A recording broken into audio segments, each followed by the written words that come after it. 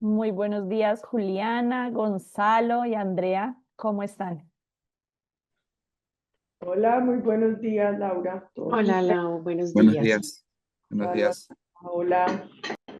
Bueno, muy buenos días a todos desde Araujo Ibarra.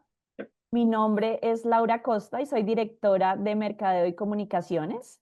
Les damos una cordial bienvenida al webinar internacional Colombia y Perú ante los nuevos desafíos del comercio global.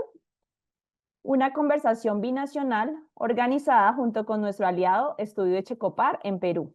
Gracias por acompañarnos en esta jornada en la que vamos a hablar de temas clave para el comercio exterior de la región, pero sobre todo de oportunidades.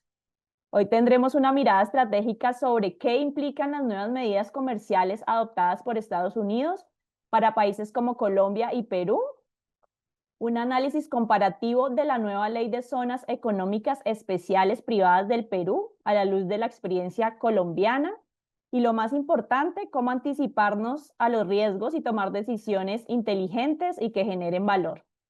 Contamos con expertos de primer nivel que nos ayudarán a entender estos cambios desde una perspectiva informada, comparativa y sobre todo estratégica.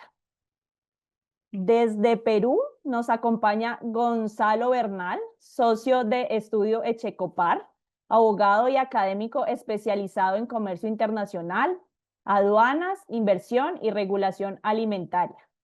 Ha asesorado en temas como facilitación del comercio, barreras no arancelarias, OMC, acuerdos preferenciales y regulación de riesgos. Desde Colombia nos acompaña Juliana Villegas, directora de Promoción Internacional y Desarrollo de Negocios en Araujo Ibarra.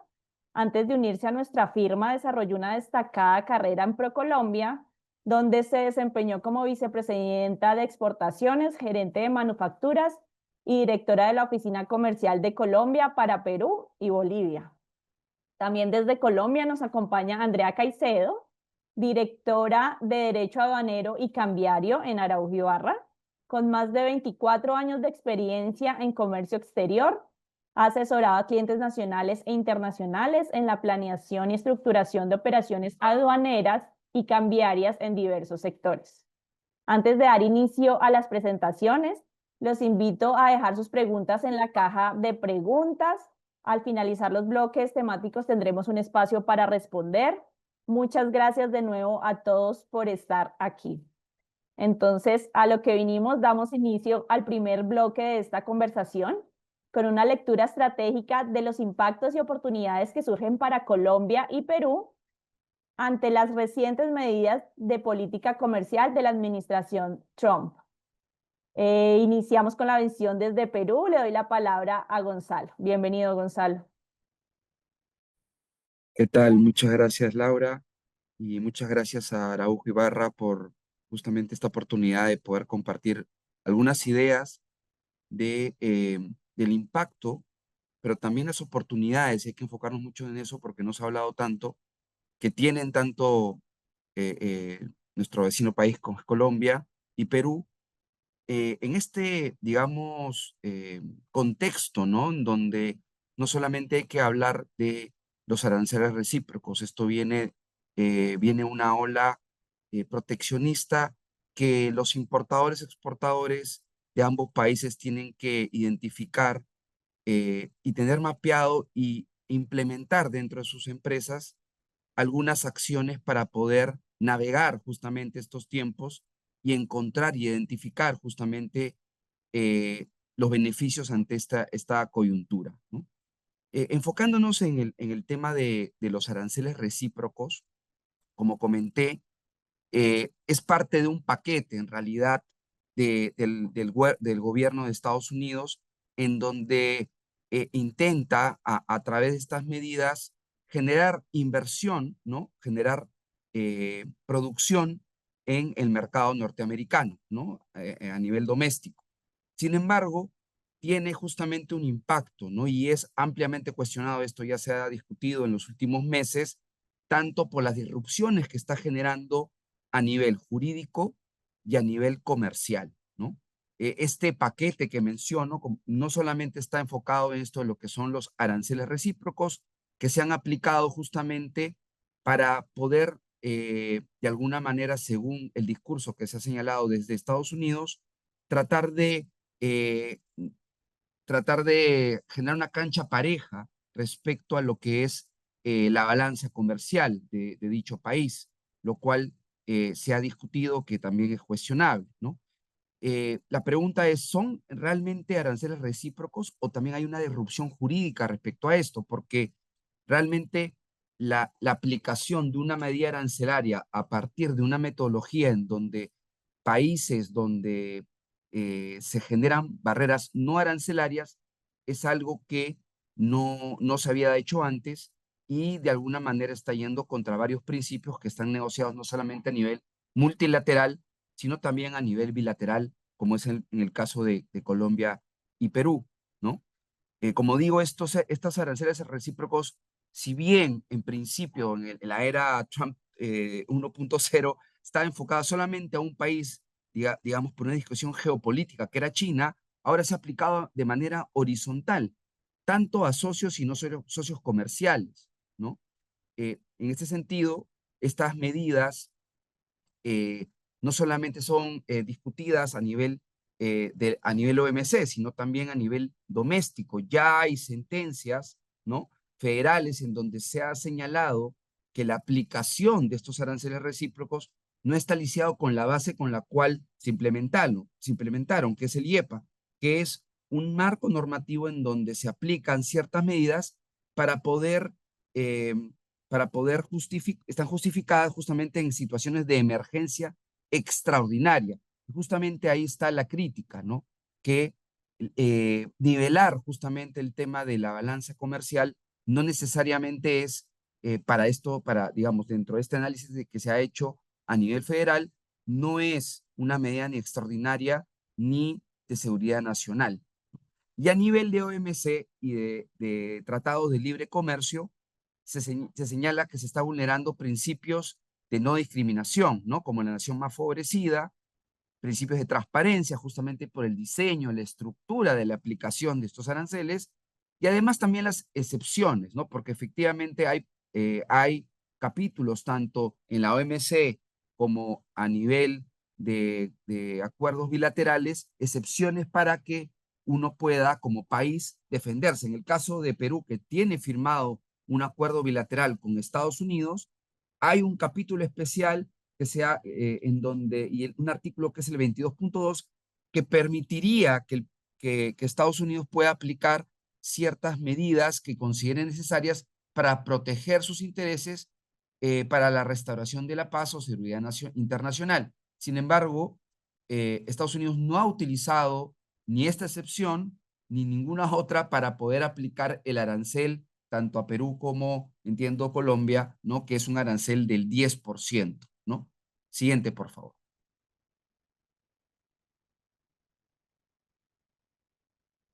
Este arancel, ¿no? Tiene un impacto definitivamente jurídico, ¿no? Esto del desconocimiento de compromisos bilaterales, como ya he señalado, pero también a nivel multilateral, como es, por ejemplo, el incremento de los aranceles consolidados que se encuentran justamente en el GATT, ¿no?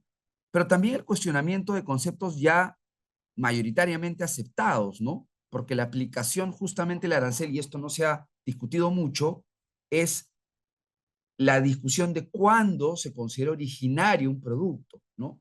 Es a nivel mayoritariamente aceptado que el origen, ¿no? La regla principal, hay muchas reglas de origen, pero la principal es la transformación sustancial. Sin embargo, a lo largo de estos meses se ha discutido distintas aplicaciones de cuándo entender origen que dificultan y generan una incertidumbre justamente en los exportadores, en el caso de los aranceles, ¿no?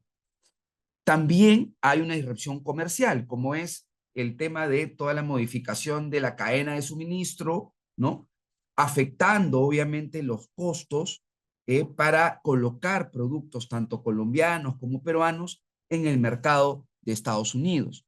Y también hay una disrupción en cuanto y una discusión de la reubicación de la producción, ¿no? Se hablaba en los años atrás el tema del nearshoring, de acercarse lo más posible para evitar justamente costos excesivos a Estados Unidos, pero ahora estamos hablando, podríamos estar hablando de repente de una tendencia del friendshoring, ¿no? Tratar, ¿no? Que creo por lo menos este ha sido el acercamiento de Perú a los aranceles recíprocos y es una negociación, no genera un conflicto con Estados Unidos, sino una negociación en la cual se pueda reducir justamente esta lista de medidas arancelarias que generan la imposición del arancel del 10%.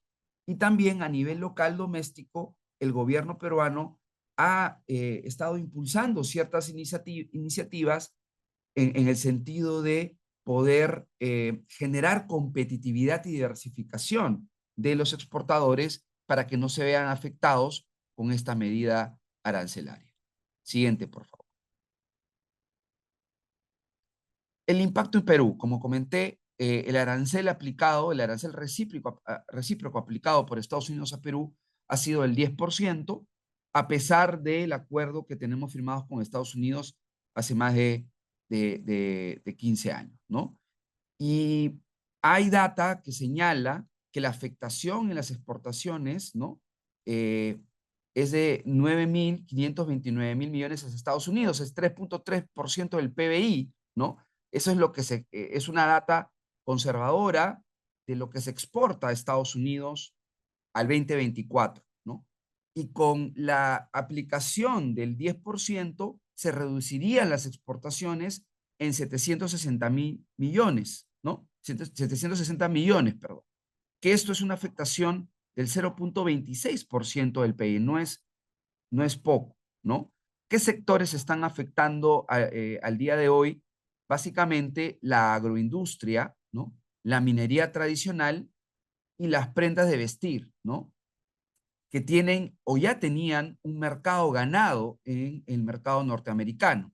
También hay otros sectores como autopartes. El Perú no fabrica automóviles, pero sí fabrica y manufactura autopartes y manufactura mecánica que también es sensible y se estaría afectando con el arancel del 10%. Ahora, ¿hay oportunidades? Sí las hay, ¿no? Sí las hay porque del análisis de la aplicación de estos aranceles recíprocos, ¿no? Latinoamérica ha sido, por así decirlo, aplicada con aranceles bajos, ¿no? Países asiáticos como Vietnam, como Bangladesh, ¿no? Tienen 45% hasta, ¿no? 50% de arancel recíproco y la colocación de esos productos, si es que competimos con dichos productos, generan una oportunidad.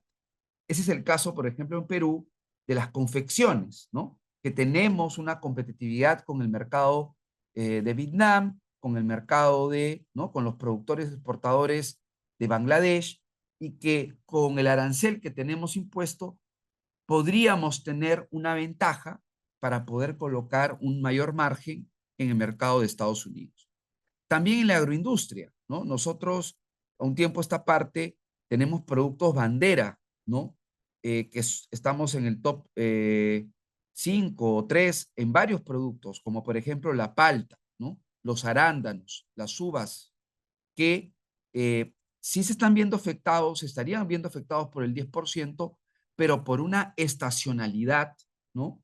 Eh, podríamos tener también ahí una oportunidad.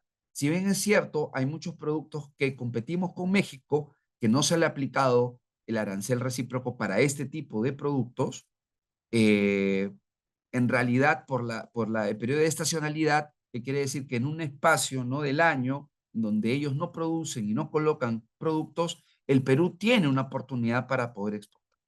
En menor medida hay oportunidad para el café y el cacao, pero esto, digamos, tenemos mucho más competidores por ejemplo, en Latinoamérica, y eso lo podrán decir nuestras amigas colombianas, ¿no? Respecto al café y el cacao, pero sí creemos que hay una oportunidad porque también competimos con algunos productos asiáticos y que nos podrían dar un margen de colocación de estos productos. En suma, creemos que los aranceles recíprocos que han generado disrupciones, ¿no? Como ya he dicho, conflictos, incertidumbre jurídica respecto a qué producto se le aplica y en qué momento podríamos destrabar o que se deje de aplicar estos aranceles. También hay todo un movimiento comercial, ¿no? Que tiene un impacto definitivamente en nuestros exportadores pero también hay oportunidades y justamente aquí está el mensaje, ¿no? que trato de dar siempre que hacemos estas charlas. Hay un deber que tienen las empresas el día de hoy de sentar en la mesa principal, ¿no? al gerente de logística, al gerente de COMEX, para que haga ciertas implementaciones que permitan diversificar sus mercados y que vean justamente este contexto con buenos ojos y no esperar que los estados o los gobiernos determinen justamente las riendas del mapeo comercial o de justamente la colocación de producto al mercado norteamericano, ¿no? Básicamente, creo que hasta ahí estaría mi primera parte de la presentación, que justamente muestro qué se puede hacer a nivel de empresa, ¿no? Hay dos grandes grupos, ¿no? El grupo de planeamiento aduanero y planeamiento de comercio exterior, ¿no? Planeamiento aduanero, el Custom Compliance, que se puede optimizar los regímenes aduaneros que tenemos implementados, ¿no? El Perú, por ejemplo, tiene un régimen de drawback, que es una especie de subsidio si es que el producto que se exporta tiene manufactura local, ¿no? La aplicación de depósitos aduaneros, ¿no? La aplicación también a nivel de valor declarado de estudios para efectos de evitar observaciones o dudas razonables a la hora de importar insumos al país, productor, ¿no?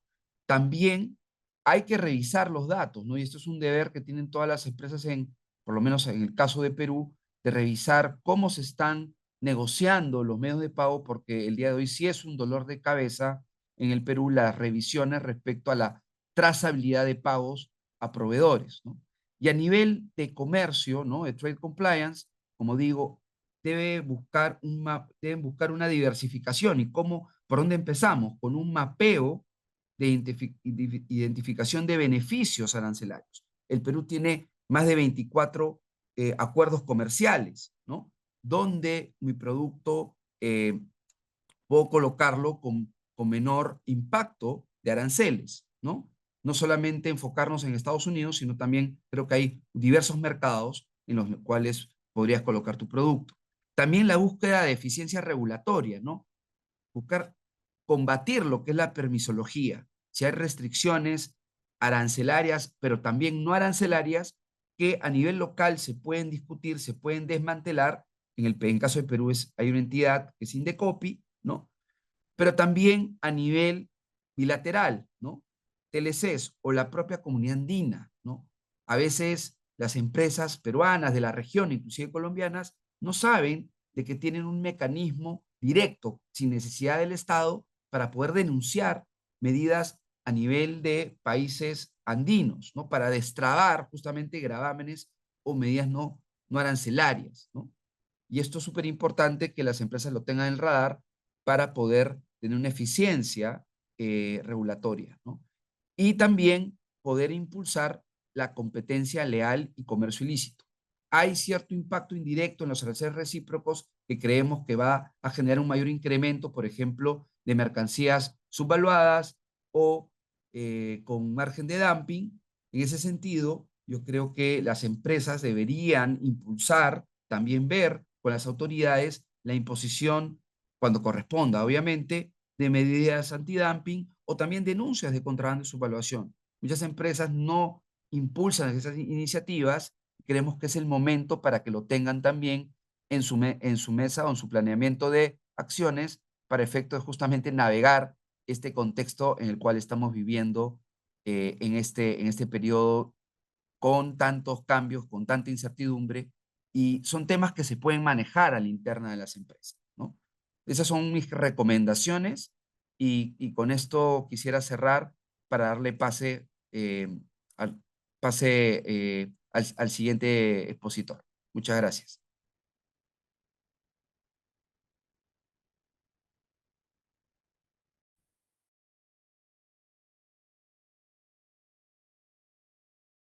Bueno, mil gracias, querido Gonzalo. Qué rico volverte a ver. Unos saludos muy, muy afectuosos para todos los que se conectan hoy en Perú y también en Colombia. Me encanta tener esta conversación de amigos. Buenos días a Laura, a nuestra querida Andrea, a todo el equipo de Checopar y de Araujo Ibarra que han trabajado en este detrás de cámaras tanto tiempo. Pues gracias, Gonzalo, por compartir como esos puntos clave para los empresarios de ambos países, ¿no? Porque ya el comercio y todas estas relaciones son entre todos, no es solamente un tema bilateral. Entonces, pues creo que es súper interesante esa introducción que tú nos haces frente a lo que pasa con Perú. Vamos a pasar entonces ahora a hablar un poco de Colombia, pero pues, digamos, de lo que está pasando con ese gran socio comercial que es Estados Unidos con algo de antecedentes. Nosotros hemos analizado, pues, y creo que todos acá hemos visto esa evolución que ha tenido el presidente Trump, ¿no? Desde el 20 de enero, tomando unas decisiones, pues, muy interesantes de estudiar y de ver de cerca, pero pues no podemos olvidar la versión Trump 1.0, ¿no? De cómo casi que se casó con un solo país, como decimos acá, China se ganó la rifa, se ganó el premio y pues se dedicó a China, ¿no? Y China pasó de ser ese gran socio comercial para Estados Unidos, digamos, gran proveedor, no tanto socio, digamos, con reciprocidad, también es una palabra que le fascina al presidente Trump, sino un gran proveedor de Estados Unidos. Y luego de ese Trump 1.0, pues China cayó al 14% en proveeduría a ese mercado. Y hubo unos ganadores muy claros eh, después de esa dedicación del presidente Trump a China, poniéndole pues aranceles y por supuesto invitando a las empresas que habían desplazado su producción a ese país pues a volver o a irse para otros lugares, no directamente, pero diciéndoles, bueno, yo no le voy a comprar ya tanto a China, eh, ¿qué vamos a hacer? Y resulta que las empresas reubicaron su producción, los compradores de Estados Unidos diversificaron su proveeduría y vemos cómo México es un ganador muy claro. En ese periodo llegó a los casi 200 billones de dólares. Canadá, por supuesto, aún con esa renegociación, pues México y Canadá siguieron siendo sus mejores amigos en términos comerciales, algo del sudeste asiático, por supuesto, algunos países de Europa como Alemania, que ganó una participación interesante, Tailandia y Suiza. Entonces, qué bueno hubiera sido que Perú y Colombia hubieran estado en esa lista de los 10 ganadores de Trump 1.0.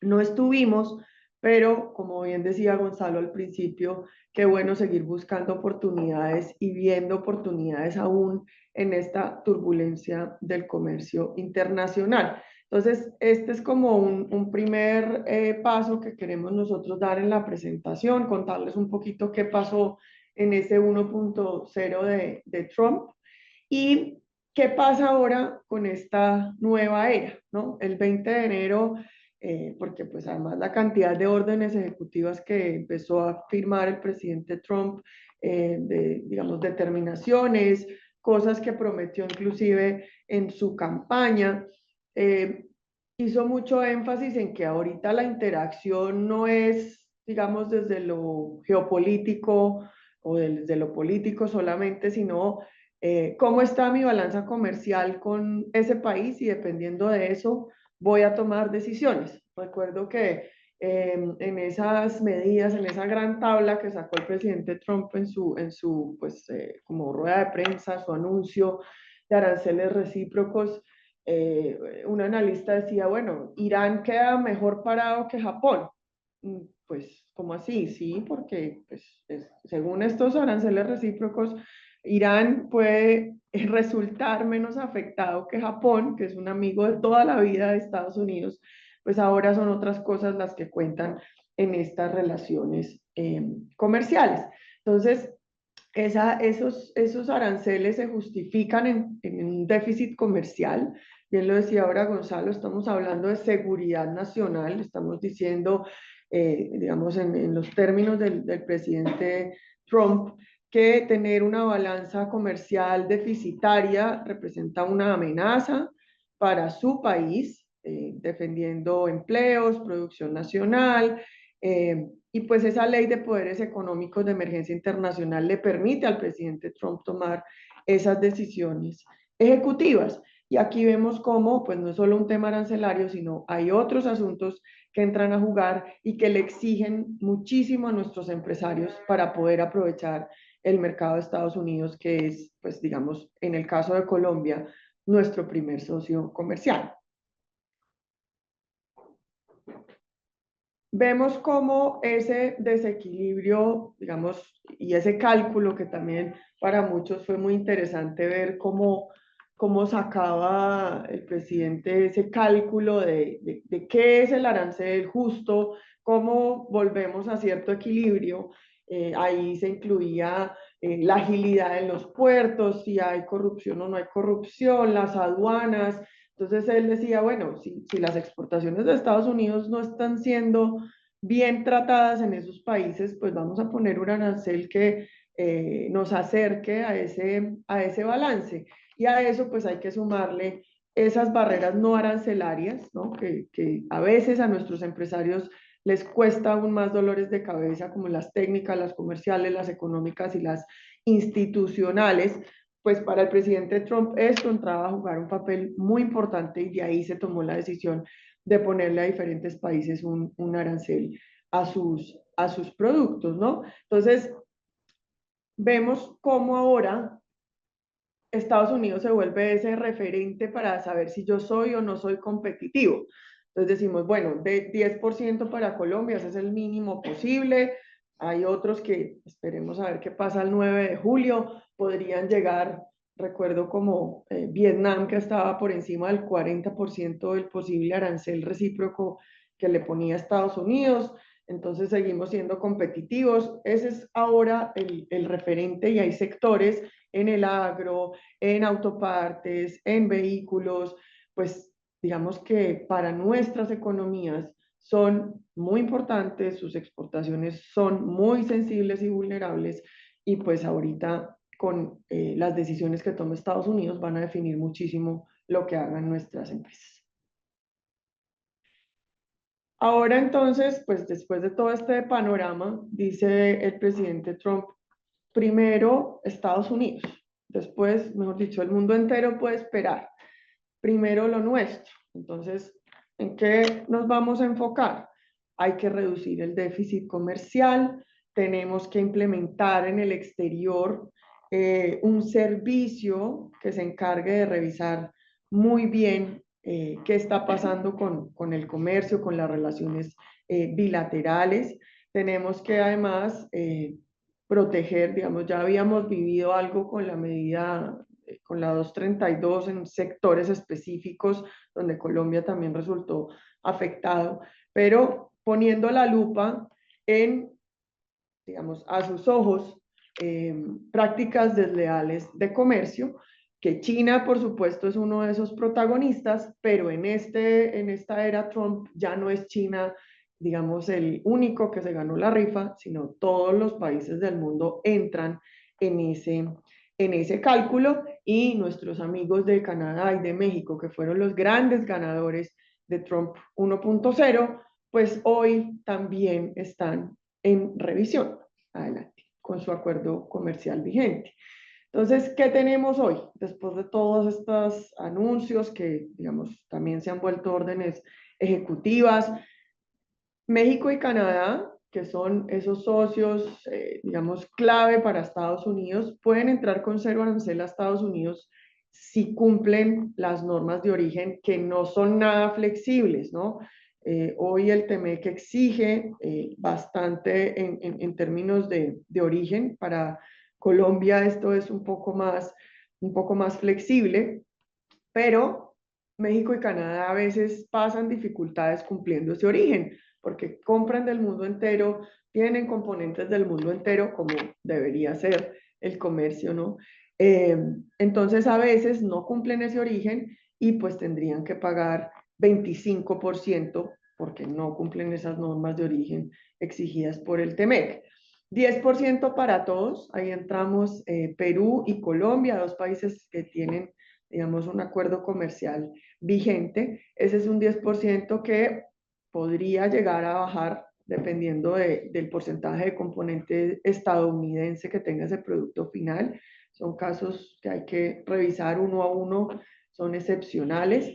50% de arancel para sectores que para el presidente Trump son de vital importancia, como el acero, por supuesto, este está en 25% y a principios de este mes lo duplicó.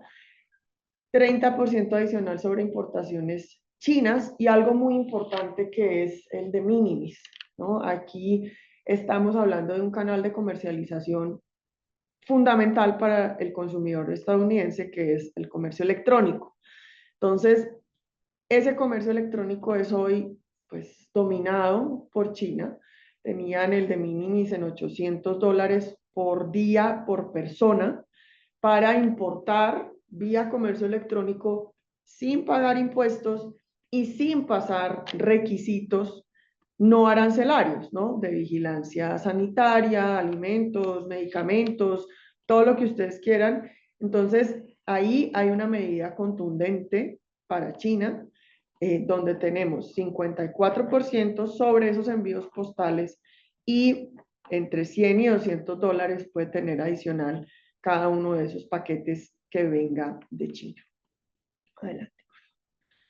Próximos anuncios, digamos que acá esto es bastante dinámico, sabemos que los equipos comerciales tanto de China como de Estados Unidos tuvieron conversaciones hace unas semanas, esto está, digamos, hoy en análisis, pero hay, digamos, una dedicación nuevamente, como veíamos en 1.0, ahora en la era 2.0, tenemos a China todavía muy presente, sobre todo en el tema logístico, en el tema de buques, que es tan importante, y unos aranceles muy fuertes, o sea, duplicar esos costos sobre grúas portuarias chinas y sobre las películas extranjeras. Ese es uno de esos anuncios que, digamos, a nuestras industrias, pues, pueden poner a tambalear o a dudar en su estrategia, porque para nosotros, por ejemplo, Estados Unidos es un gran consumidor de contenidos para las industrias culturales, industrias digitales,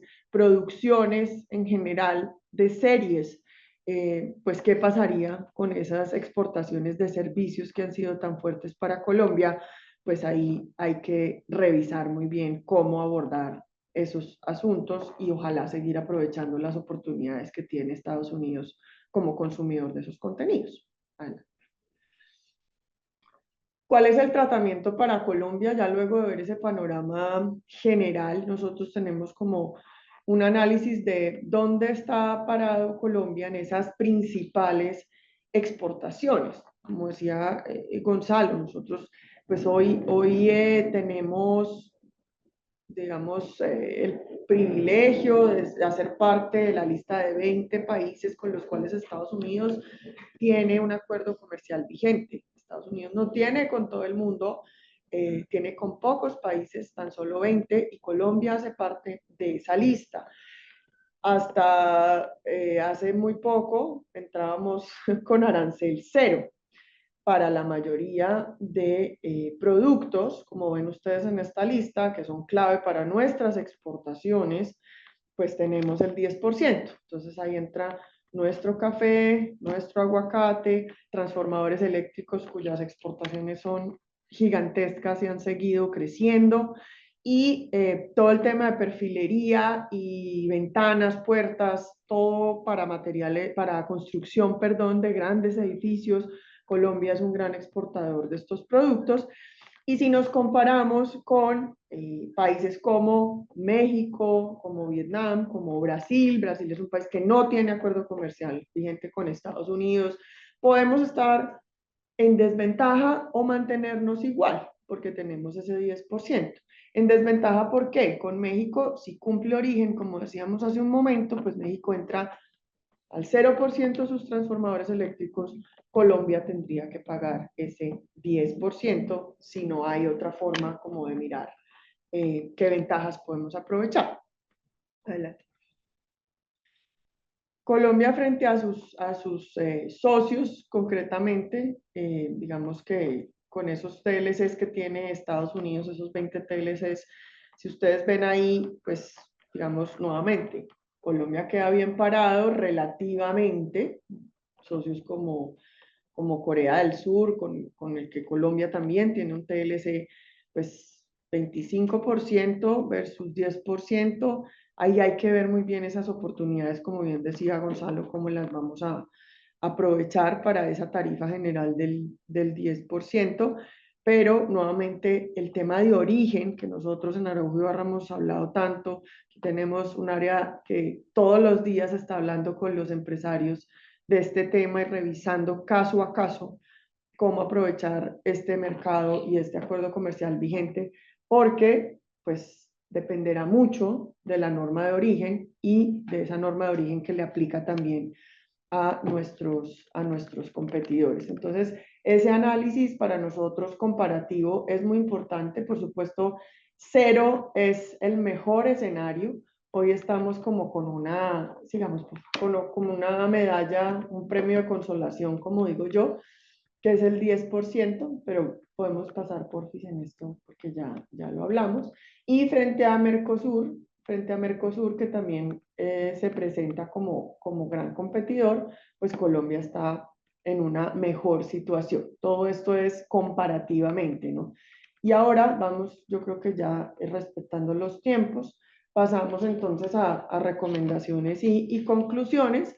Es importante revisar caso a caso qué pasa con los aranceles, qué pasa con la norma de origen, qué pasa con los componentes que tiene mi producto final, qué pasa si yo incorporo insumos de Estados Unidos, eso cambia o no cambia mi competitividad en ese mercado, qué pasa si yo vuelvo hoy mi principal proveedor a Estados Unidos, que digamos, eso es a veces bastante exigente para las empresas en cuanto a costos, es un socio que está muy cerca, eh, pero puede ser a veces más costoso que otros proveedores, pero hoy este panorama hace que las empresas vuelvan a pensar muy bien esa cadena de suministro, cuál debe ser, porque sí puede haber sobrecostos a veces, pero para yo entrar de una forma mucho más competitiva a Estados Unidos, pues debo evaluar este tipo de escenarios. Hay que estar muy pendientes de lo que está pasando en Estados Unidos. Ustedes saben que hay cambios todos los días. La situación, digamos, política o de conflictos internacionales hacen que esto cambie siempre, y yo sé que esto es un reto a veces para las empresas estar al día con estos cambios. Aquí nosotros pues ayudamos mucho a que las empresas reciban esta información lo más completa y oportuna posible. Hay un tema fundamental, y Gonzalo también lo mencionaba al principio, el tema pues jurídico, legal, cómo es mi interacción entre exportador y comprador, cómo son esos contratos internacionales, cómo es mi negociación para que no haya sorpresas y desde el principio sepamos si cambian los aranceles, qué compromiso asume las partes, sea comprador o sea exportador, y apoyarse mucho en las herramientas, instrumentos de comercio exterior para ganar competitividad, eficiencia y poderse enfrentar a veces a estos cambios pues súbitos, a veces anunciados, que traen los países de destino y el más importante para nosotros, que es Estados Unidos, que se lleva más o menos la tercera parte de nuestras exportaciones totales, pues tratar de anticiparse. Y si yo aplico Plan Vallejo, que es algo que me permite importar sin arancel, sin IVA, por ejemplo, porque me comprometo a hacer unas exportaciones, ahí puedo estar blindado. Si estoy en zona franca, también puedo importar mis equipos, mis insumos, mis materias primas sin arancel y sin IVA y exportar desde ahí. Pues son escenarios que hay que evaluar y poner a disposición de los empresarios. Entonces, con esto cerraría. Nuevamente, muchas gracias. Y vamos entonces, sigamos con Gonzalo nuevamente que nos va a hablar de ese régimen franco, que ya con eso cerré yo. Adelante, Gonzalo. Mil gracias. Gracias, Juliana. Qué gusto escucharte y justamente creo que coincidimos en las exposiciones que efectivamente, ¿no? Este contexto genera pues incertidumbre, pero hay oportunidades si es que se hace un análisis adecuado, eh, porque sí hay una ventaja que tiene Latinoamérica, hay que decirlo, ¿no? Hay que decirlo, y sobre todo respecto, ¿no? Los países como Perú y Colombia que tienen un acuerdo firmado con Estados Unidos y que tienen otros acuerdos firmados con sus principales socios comerciales, ¿no? En esa línea y en este contexto, justamente también el Perú, para continuar justamente con la presentación, el gobierno, ¿no? de Perú ha tratado de evaluar qué más puede hacer justamente para generar mayor competitividad. Y se ha enfocado mucho en dos temas, ¿no? Un tema que todavía está en stand-by, que es el tema de una nueva ley que permite el régimen de maquilas, ¿no? Que todavía está en stand-by y que no es materia de la discusión hoy día, lo podemos conversar en otra oportunidad. Pero también hay otro proyecto que se está discutiendo, que es un poco reformular, repensar la instalación o la implementación de zonas francas, zonas especiales económicas que permitan justamente a los exportadores tener una plataforma en la cual puedan tener ciertos beneficios y poder exportar a otros mercados, ¿no? ¿Por qué digo repensar? Porque lamentablemente en el Perú, no es el caso de Colombia, porque nos comparamos mucho los regímenes que se están implementando. Definitivamente hay cosas que mejorar en otros países, pero en el Perú particularmente no ha sido, no ha generado un mayor incremento del PBI la aplicación de estas zonas, ni tampoco ha sido una plataforma de exportación, más bien ha sido una plataforma para importar, ¿no? ¿Y qué, digamos, qué tenemos el día de hoy en Perú? Tenemos justamente 4 zonas francas eh, instaladas, ¿no? Que son justamente la zona franca de Tacna, ¿no? Hilo, Matarana y Paita.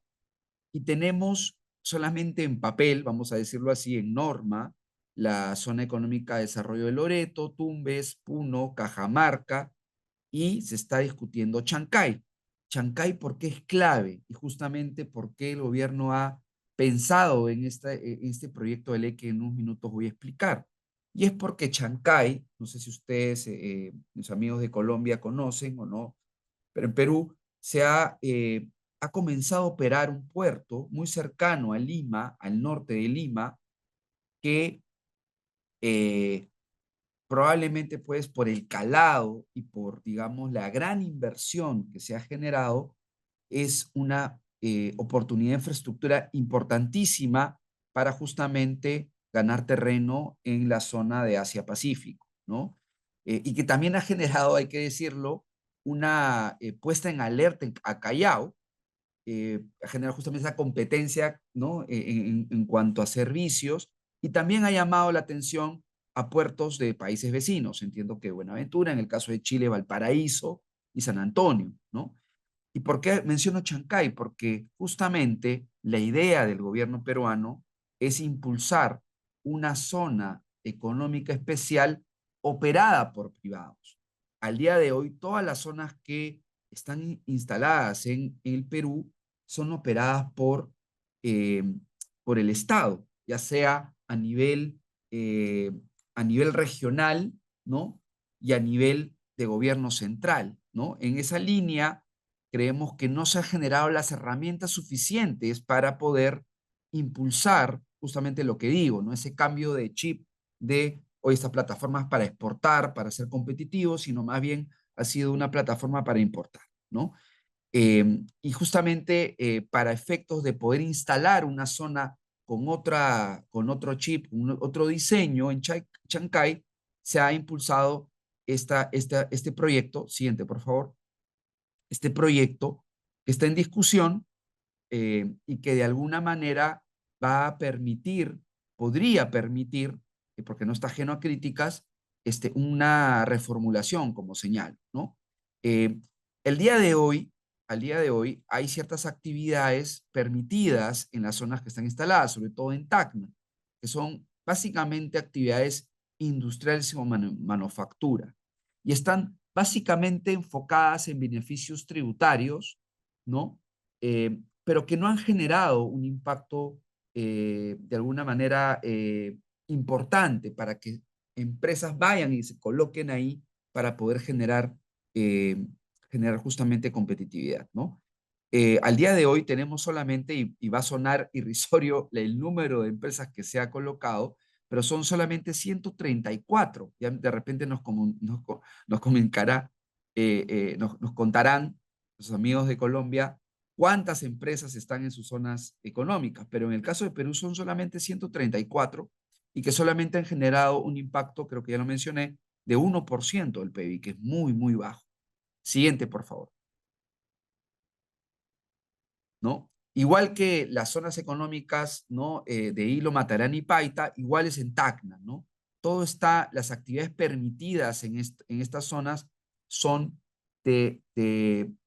digamos, de manufactura, y también hay otras que son básicamente vinculadas a servicios logísticos como almacenamiento, donde mucho se usa, por lo menos Sofratacna, como almacenamiento de mercancías, distribución, también para actividades de acondicionamiento, como es el rotulado, etiquetado o división y fraccionamiento. Pero como pueden ver, por lo menos las zonas que están instaladas al día de hoy en Perú, falta, creo que un enfoque de generar un valor agregado, ¿no? Un valor agregado, y también yo creo que desmarcarnos del hecho de solamente pensar en exportar bienes, ¿no? Nos parece importante repensar y ver que también podemos exportar servicios, y empresas que puedan estar colocadas en estas zonas puedan tener ciertos beneficios, ¿no? Como digo, al día de hoy solamente está pensado a nivel de beneficios tributarios, pero ¿por qué no pensar, ¿no? Y esa es una de las críticas que hago al proyecto, o que se pueda reglamentar, pueda también generar beneficios regulatorios, ¿no? Regulatorios que permitan también generar mayor atracción y que esté en el radar de las empresas poder instalarse en esta zona. Siguiente, por favor. Este es el proyecto que menciono, que es el proyecto de zonas económicas especiales privadas, ¿no? La pregunta acá es, ¿hay un cambio de modelo? Siempre en el Perú se han generado las zonas a partir de un criterio territorial. Con este proyecto no cambia la situación, sigue siendo, digamos, un criterio territorial en búsqueda de promover una zona específica del Perú, ¿no? Pero el cambio de modelo está en el operador, ¿no? El operador, si bien se quiso que sean operadores privados, al día de hoy, como ya mencioné, es el Estado. Con estas zonas se busca atraer al inversionista, ¿no? Y a las empresas con mayores beneficios tributarios, y también teniendo en cuenta que la administración de la zona sería también por parte de un privado. Siguiente, por favor. ¿Cuáles son las observaciones que he visto en este proyecto que son interesantes tener en cuenta, ¿no? Como ya mencioné, sigue un criterio territorial, mínimo distrital, pero sí me parece importante el tema de plazos y procedimientos que está en este proyecto, porque sí claramente especifica, no es el caso de las zonas, o estaba redactado de manera muy compleja, el caso de Sofratán, el caso de Hilo Matarani. En este caso se ve muy claro cuál sería el proceso para crear una zona, ¿no? Un plazo de aprobación por parte una acreditación primero, perdón, del Ministerio de Comercio Exterior, luego con una aprobación del Congreso bajo el filtro del Consejo de Ministros, y los plazos están en este proyecto, que es un 30 más 30, más 15 días para elevar la iniciativa legislativa, que es un plazo bastante corto teniendo en cuenta el impulso de normas que el día de hoy hay en el Congreso. Vamos a ver si se puede respetar o no ese plazo para efectos justamente por la importancia además que tiene para el país este proyecto. ¿Qué actividades se permiten? También mencionan actividades industriales, ensamblaje, y es muy similar a lo que ya está redactado en los otros marcos normativos de zonas francas en Perú. Lo que me llama la atención es que hablan de otros debidamente acreditados, ¿no? Y ahí deja, digamos, como yo llamo un cajón desastre, ¿no? Una apertura, ¿no? Para poder impulsar otro tipo de actividades. ¿Por qué no servicios, como digo yo, ¿no? Yo creo que el exportar servicios tendría que ser también un objetivo por parte del gobierno, y también hay empresas que están esperando que se pueda hacer esa apertura para poder obtener estos beneficios que están enmarcados en este proyecto. ¿Qué requisitos se necesita para poder obtenerlos si están en esta zona? Bueno, evidentemente tiene que haber una cercanía a una infraestructura clave. Por eso digo que este proyecto está pensado en Chancay, justamente porque Chancay es clave y probablemente las primeras zonas o los primeros interesados estén por justamente eh, la cercanía a este distrito, ¿no? Hay un mínimo de hectáreas aprobado, obviamente, siguiendo el criterio territorial, una inversión mínima y una aprobación de un plan maestro, ¿no? Ciertos rendimientos que tiene que dar justamente el operador para efectos de poder generar la zona. ¿Qué beneficios tienen, oportunidades hay para las empresas si es que este proyecto sale a la luz? Bueno, lo más importante está relacionado con el tema de impuesto a la renta, ¿no? Que inicia y está por plazos los beneficios, ¿no? Beneficios entre 0, ¿no? y 15% de pago del impuesto, que es mucho menor de que hay el día de hoy, hasta el año 25. También hay depreciaciones aceleradas de activos fijos y otros beneficios tributarios vinculados al pago selectivo al consumo, si es que se dan comercio entre empresas, ¿no? La idea también del proyecto no solamente es la exportación, sino que la zona en general pueda generar beneficios cuando hay transacciones dentro de la zona aprobada. En general, lo que veo y la importancia justamente de este webinar para poner a la luz es que hay iniciativas del lado del sector público para poder impulsar y repensar las zonas en el Perú, y nos gustaría saber también qué opinan nuestros amigos de Colombia, ¿no? Juliana, Andrea, eh, cómo ha estado funcionando en Colombia las zonas especiales, ¿no? También es importante a nuestros amigos de Perú que nos acompañan escuchar estas experiencias para efectos de ver que sí podría ser una plataforma interesante de tener en el radar, y qué mejoras se pueden dar al proyecto para efectos de tener una iniciativa potente de competitividad. Muchas gracias. Gonzalo, pues muchísimas gracias y buenos días a todos. Esto que nos acabas de contar nos da una idea general de lo que se está haciendo hoy en día en Perú con respecto a este tipo de zonas y de regímenes especiales que otorgan beneficios y que al final del día pues generan un mayor desarrollo y beneficio. Yo te cuento un poco la experiencia en Colombia que hemos tenido con el régimen de zonas francas, un poco como para contarte que estas zonas en Colombia pues son áreas geográficas que están en el territorio nacional en donde se aplican finalmente unos beneficios fiscales, aduaneros y de comercio exterior especiales que buscan básicamente promover la inversión, la generación de empleo, el desarrollo de las industrias y en términos generales, pues un desarrollo comercial del país. Estas zonas, al igual que están ideadas en Perú, tienen y ofrecen incentivos en donde sin duda alguna, tal cual como ocurre en Perú, el incentivo principal es la reducción del impuesto de renta. En este caso y actualmente para Colombia, destinado específicamente para aquellas operaciones de exportación que se generen en estas zonas. Unas exenciones en materia de tributos aduaneros, de arancel e IVA, en tanto que los bienes que ingresan al país provenientes del exterior a estas zonas no causan esos tributos mientras estén en esta área. Eh, y adicionalmente, pues unos trámites aduaneros simplificados que hacen que estas zonas pues realmente sean atractivas para que empresas nacionales y extranjeras se ubiquen en el país. La importancia pues principal radica en que estas zonas buscan impulsar la competitividad del país, fomentar la transformación de tecnología, aumentar las exportaciones sin duda alguna, y esto ha sido, digamos, una objetivo especial a partir de hace un par de años, en donde, como te digo, el impuesto de renta y esa tarifa preferencial se destina justamente a aquellas operaciones que se destinen a la exportación de bienes, y adicionalmente, pues porque estas zonas contribuyen al crecimiento económico y regional en Colombia. Siguiente, por favor.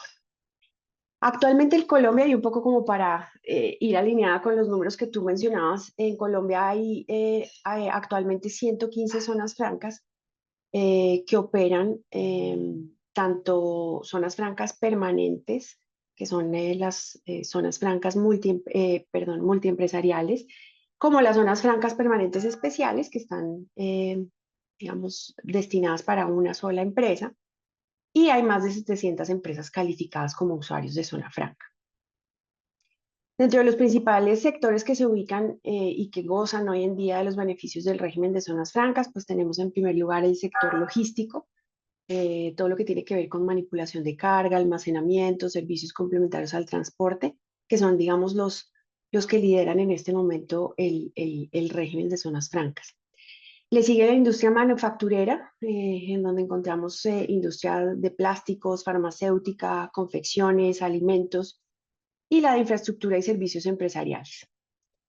En tercer lugar, pues en una menor proporción, pero digamos también punteando, está la agroindustria, que también ha sido una industria que ha logrado acceder a los beneficios con mucho éxito del régimen de zonas francas.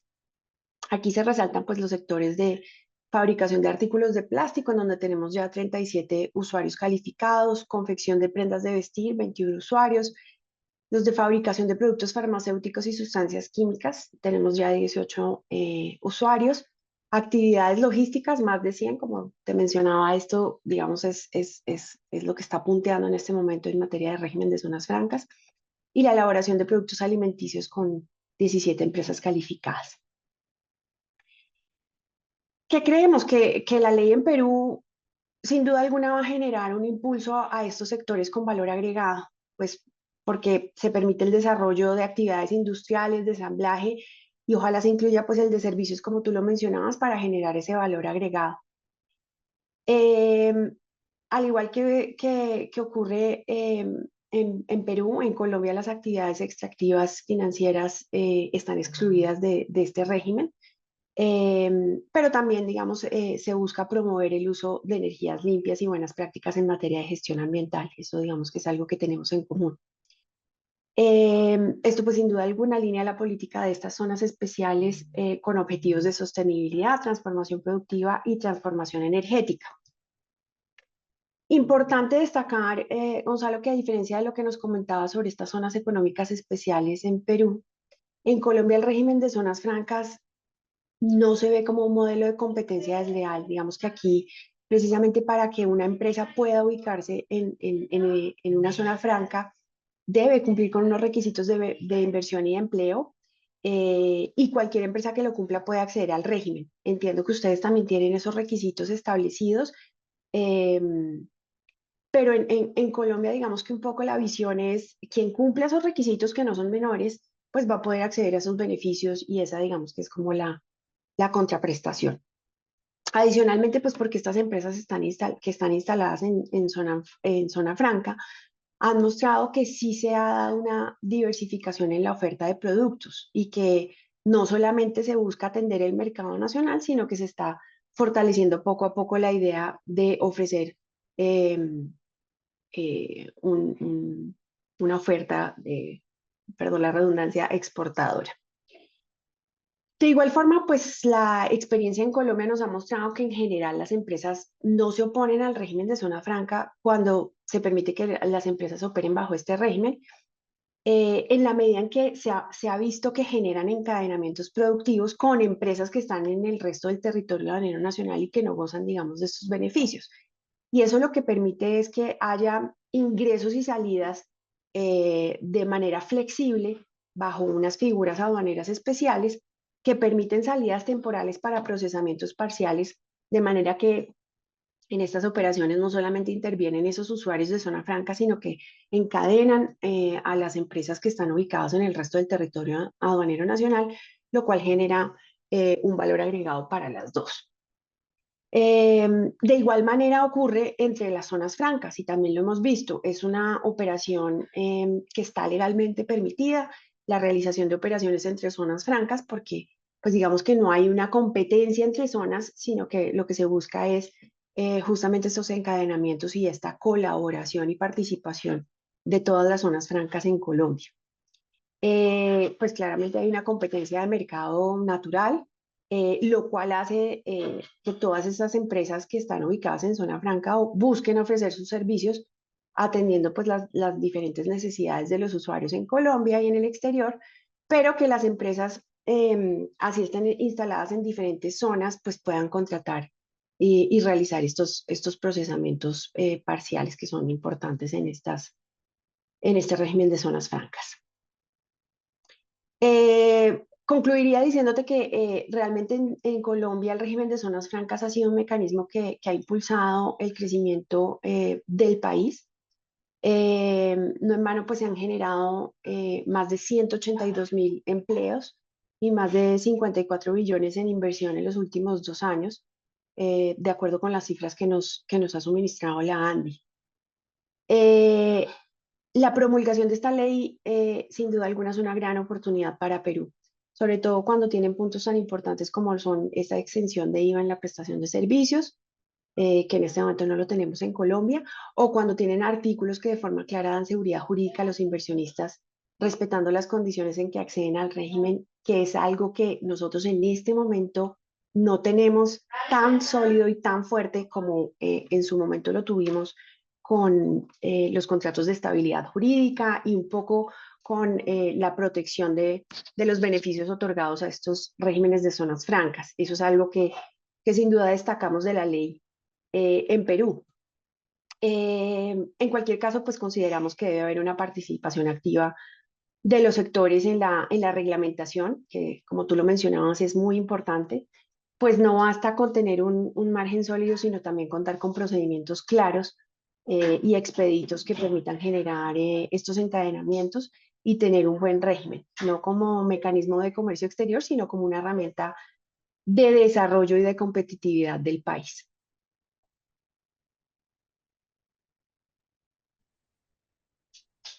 Mil gracias, Andrea, por este análisis y también a Gonzalo desde la parte de Perú, a Juliana también por su participación en el primer bloque. Vamos a iniciar con algunas preguntas y bueno, vamos a ver la primera pregunta. Sobre todo tenemos referente al tema de zonas francas, que sabemos pues es de mucho interés para todos los asistentes. Esta primera pregunta es para Gonzalo y dice, ¿cómo aprovechar las oportunidades que nos deja Trump con la nueva ley de zonas económicas especiales en Perú? Sí, gracias, Laura, por la pregunta. En realidad, como mencioné, este proyecto, parte del hecho no necesariamente fue una reacción a Trump, ¿no? Fue más bien se alineó con el contexto, ¿no? Se alineó con el contexto porque finalmente lo que se busca es una reformulación de las zonas en Perú, teniendo en cuenta que tenemos una infraestructura súper valiosa, que es justamente nueva, ¿no? Que está recién operando, que es Chancay, ¿no? Y a partir de eso tienes esta iniciativa, ¿no? Legislativa que genera un repensamiento en cuanto al operador, en cuanto a los beneficios y en cuanto a, creo que, claridad regulatoria de las zonas en Perú. En otras zonas, como Zona Franca, de Tacna, en Hilo, en Matarani, la regulación es muy compleja, de muchos años, en algunos casos desfasada, y creo que este proyecto, con la claridad que está, digamos, impulsándose, que es lo más importante para los nuevos inversionistas, claridad, ¿no? Certidumbre para poder saber si tú puedes colocarte en esta zona, qué beneficio vas a tener, qué debes cumplir, ¿no? Y qué tienes que realizar para efectos de poder obtener los beneficios. Yo creo que eso para mí es lo más relevante de este proyecto. Veo claridad en los procedimientos, claridad en ciertos plazos que ojalá se cumplan, como señalé, y los beneficios son atractivos, ¿no? Ha generado ciertas críticas desde el punto de vista tributario porque son bastante osados, pero creo que es la forma de poder impulsar justamente las zonas en nuestro país. Gracias, Gonzalo. Esta siguiente pregunta va para Andrea y ella nos habló un poco de esto, pero ¿cómo se relacionan las zonas francas en Colombia? ¿Las empresas en zonas diferentes pueden realizar operaciones comerciales y aduaneras? Y justamente ese es uno, digamos, de los beneficios especiales que tiene el régimen de zonas francas y es que permite que entre usuarios se presten servicios y eso hace que haya estos encadenamientos y que sea posible que se complementen estos procesos a nivel industrial entre las zonas francas. Mil gracias, Andrea. Esta pregunta dice, ¿cómo fortalecer la relación de las empresas dentro y fuera de zona franca? ¿Son permitidas? Ah, bueno, ya nos hablaste sobre eso. Estaba repetida la pregunta. Vamos a hacer otra pregunta entonces para Juliana. De pronto, Juli, ¿cómo a través de los mecanismos como zona franca o de pronto a través de otros mecanismos que nos pueden ayudar a blindarnos a las empresas de esas nuevas tarifas que está imponiendo el gobierno de Trump? Y gracias, Laura, pues Andrea y a Gonzalo también por compartirnos todos esos como situación en la que estamos hoy los dos países en cuanto a régimen franco, porque sí vemos desde Araujo y Barra que es una herramienta muy importante para las empresas. Nosotros aquí permanentemente estamos viendo cómo los empresarios pueden tomar decisiones menos costosas y la información incompleta, inoportuna, pues es de lo que más genera costos, pues en todo, no solo en los empresarios. Entonces, aquí en Araujo y Barra estamos siempre insistiéndole a los empresarios en conocer cómo funcionan las zonas francas. Creo que Andrea fue muy clara en esos beneficios, digamos, cómo uno estando en zona franca y exportando, porque ese es un compromiso que hay hoy ante el Ministerio de Comercio, Industria y Turismo, podría uno pagar el 20% de impuesto a la renta en vez del 35%, si cumple con ese compromiso, por supuesto. ¿Cómo puedes de zona franca evitar ese IVA o esos aranceles en esa importación de insumos, de maquinarias y de ahí también exportar? Un mecanismo que mencionamos al final de la presentación también era el Plan Vallejo. Ese mecanismo pues está en Colombia disponible, no hay que pedírselo a nadie, no es una novedad, pero nuestras empresas no lo usan lo suficiente. Laura, hoy tenemos en Colombia pues cerca de 7.000 exportadores de bienes por más de $10.000 al año, sobre todo no minero energéticos, y son tan solo 713 plan vallejistas. Eso no es nada. Yo podría estar importando sin arancel, sin IVA, porque estoy cumpliendo unos compromisos de exportación además. Entonces, esos cálculos, esas cosas que son internas, que no dependen del presidente Trump, pueden ayudarnos a ser más eficientes, de tal manera que si llega una decisión inesperada, pues podamos navegar mejor esas aguas, estemos mucho más sólidos y podamos responder mejor y no a veces trasladar esos sobrecostos al consumidor final y después tal vez castigar esa demanda que ya había conquistado o que ya había consolidado con tanto esfuerzo, ¿no? Entonces, desde aquí sí insistimos mucho en que los empresarios conozcan, usen, aprovechen zonas francas, Plan Vallejo, y otro que es las comercializadoras internacionales. Entonces, opciones hay, a veces pensamos que depende del otro, tercerizamos esa responsabilidad, ¿no? De qué ánimo amaneció el presidente Trump, qué decisión tomó, y resulta que internamente no hemos definido la estrategia, no hemos analizado qué podemos hacer mejor y podemos estar evitando ineficiencias y ser mucho más competitivos si tenemos ese análisis juicioso hacia adentro primero y luego pues aprovechar ese mercado que es Estados Unidos o los demás que son más o menos 17 acuerdos comerciales los que tiene hoy Colombia vigentes, ¿no? Así es, Juliana.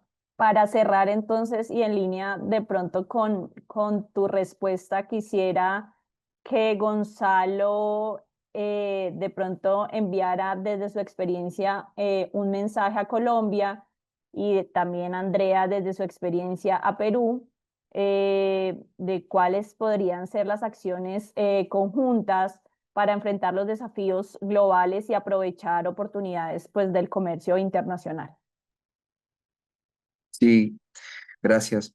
Siguiendo la línea con lo que ha mencionado Juliana, hay que destrampizar la discusión, ¿no? Está monopolizada en una discusión de qué se va a aplicar desde Estados Unidos y creo que nuevamente, ya lo mencioné justamente al inicio de este webinar, creo que en la mesa, ¿no?, principal de las decisiones de las compañías tiene que estar comercio internacional, tiene que estar el jefe de logística, tiene que estar el jefe de comercio internacional para implementar las herramientas, y esto no solo sirve para las empresas peruanas, sino también para las colombianas, ¿no? La optimización de los regímenes que tienen, cómo destrabar barreras. Mencioné la comunidad andina. A veces la vemos de lejitos, ¿no?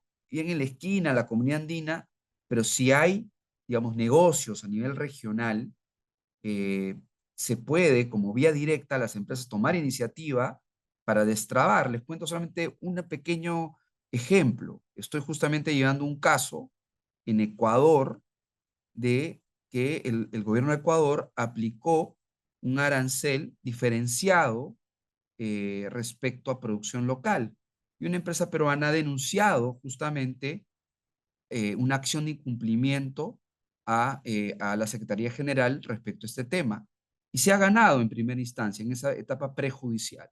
Entonces, hay, digamos, herramientas jurídicas en Perú, en Colombia, para destrabar el comercio, para poder generar eficiencia, ¿no? Más allá, justamente a nivel regional, tiene, como Juliana también ha mencionado, el Perú tiene 25 acuerdos comerciales. Ecuador tiene también una importante cantidad de acuerdos. Hay que identificar los beneficios. No solamente es, bueno, el producto está negociado, sino también buscar la trazabilidad, ¿no? El tema de los plazos para poder emitir certificados de origen, si son electrónicos, si son emitidos por una entidad, si es que se está cumpliendo con el tema de expedición directa, las reglas de origen. Hay una serie de acciones que tienen que tomar las empresas y está en su decisión poder buscar esas eficiencias y competitividad, ¿no? Mil gracias, Gonzalo. Así es. André, tu mensaje final. Creo que el mensaje final es que eh, busquemos consolidar este tipo de figuras y de regímenes que benefician a todas las empresas y a todos los sectores y que impulsan la generación de inversión y de empleo y de exportaciones, sin duda, que tanto necesitamos en este momento en nuestros países. Un poco también para contrarrestar o salir adelante con las medidas que hoy en día está imponiendo el mercado internacional eh, eh, y que tanto, digamos, nos afecta. Entonces, pues el mensaje sin duda a estar muy atentos y a colaborar en la medida de lo posible con el desarrollo de este tipo de figuras en países hermanos como el Perú.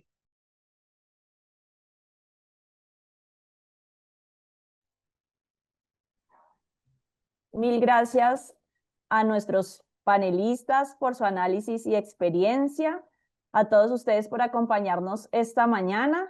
Recibirán un correo con las memorias del evento y el enlace de la grabación para que puedan consultar los principales insumos compartidos en la mañana de hoy.